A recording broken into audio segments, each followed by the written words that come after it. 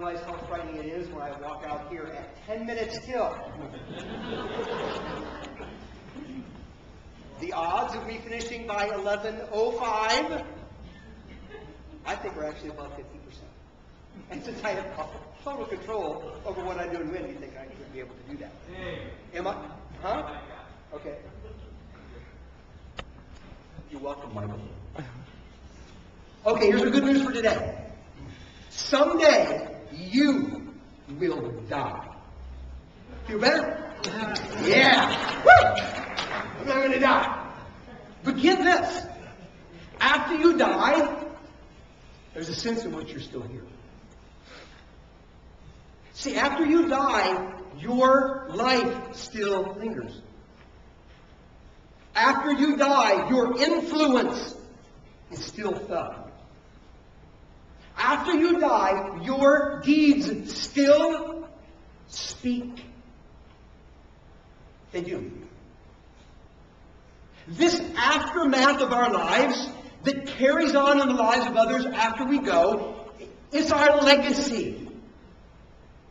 We can define legacy as that residual impact that our lives have on others after we die. Our influence continues on this planet even when we've left it.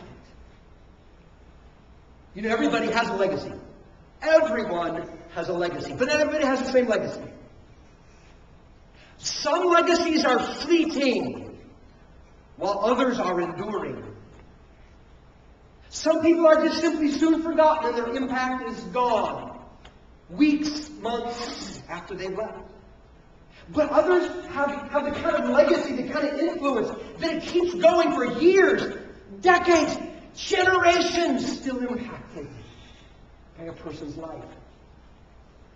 And of course, some legacies are damaging, while others are enriching. Because of the influence that some people left behind, it simply complicates other people's lives. It makes things harder and more difficult. But for some people, they enrich other people's lives. What they did, what their life said, the influence that they have left behind makes life easier, better, clearer, more joyful. We all leave a legacy, but we don't all leave the same kind. Might I suggest to you this morning that if we want to live a life of no regrets, that it is absolutely essential that we forge a lasting, enriching legacy.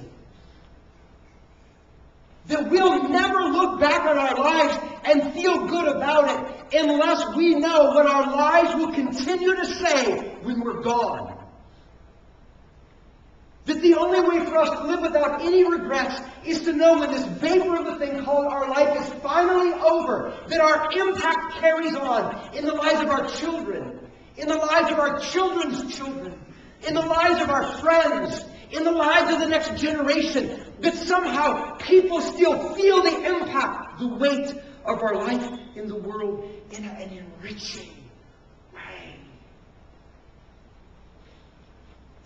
Last December, I made my way with the rest of my family to the Washington, D.C. area to visit my second oldest son, John, and his wife, Kelly. And we took a couple of days, and we were in downtown D.C. and visited a number of places. And I remember walking into the Lincoln Memorial. And I remember looking at that incredible marble statue of him sitting in that chair. And I remember on the one wall reading, the Gettysburg Address, and on the other one, an excerpt from the second inauguration address. And suddenly something happened inside of me, and I realized my life, this very moment, is being impacted by that man's legacy. His willingness to say, we will be a country where all people are created equal. And we will live that value, no matter what the cost.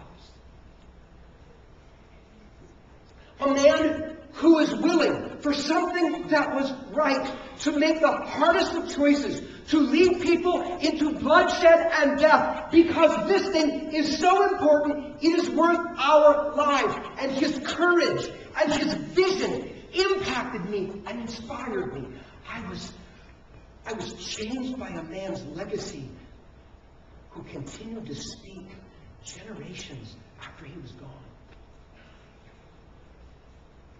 Would you like a legacy like that? I would. How do you forge one? I was contemplating that very question.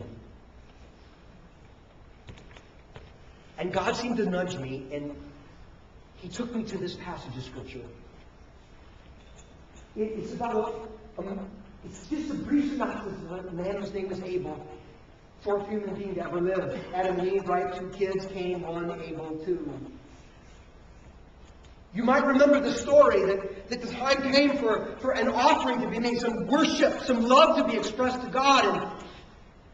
And Abel took some of the very best of the flock because he tended sheep, and he offered them to God. And Abel took the very best of his grain because he was a farmer.